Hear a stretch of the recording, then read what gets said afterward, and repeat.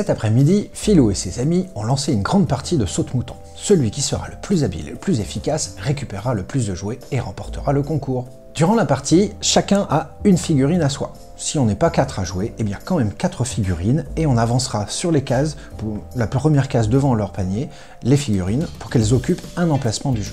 Ce qui est important, c'est qu'on joue toujours avec les 4 figurines. Quand c'est mon tour, je vais lancer le dé, et donc je vais devoir déplacer ma figurine jusqu'à la prochaine case violette.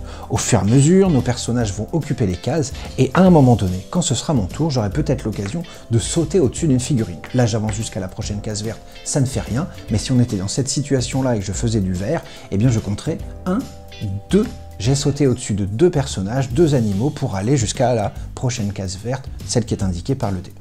À chaque fois, le nombre d'animaux que j'ai réussi à sauter au saute-mouton me fait gagner le même nombre de pièces que je vais pouvoir mettre dans ma réserve. Il faut gagner le plus de pièces d'ici la fin du jeu.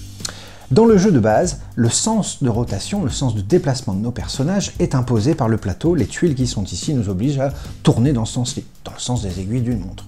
Mais ça va pouvoir changer, alors on va modifier le plateau. Pour faire évoluer le jeu, eh bien on va retourner les tuiles qui sont ici. Jusque-là, on devait tourner dans un sens imposé, et cette fois-ci, on va avoir le choix. J'ai replacé les tuiles, il n'y a plus de consigne, je suis libre de mon sens de déplacement, je jette le dé. Je vais faire du bleu, et à chaque fois, je vais devoir compter là où c'est le plus intéressant. Je reprends ma figurine, si je vais par là, je saute au-dessus d'un animal, c'est pas mal. Par contre, si je prends dans l'autre sens, ça va faire 2.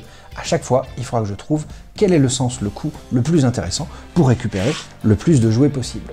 À la fin du jeu, nous allons retourner le plateau pour savoir qui a gagné le plus de pièces. Au dos du plateau, vous retrouverez donc ces petits chemins de dalles de pierre. On range chacun tous nos jouets à un jouet par case, et donc même si on est encore petit et qu'on ne sait pas encore bien compter, on saura toujours qui en a déjà plus que, moins que, et donc qui a gagné cette partie.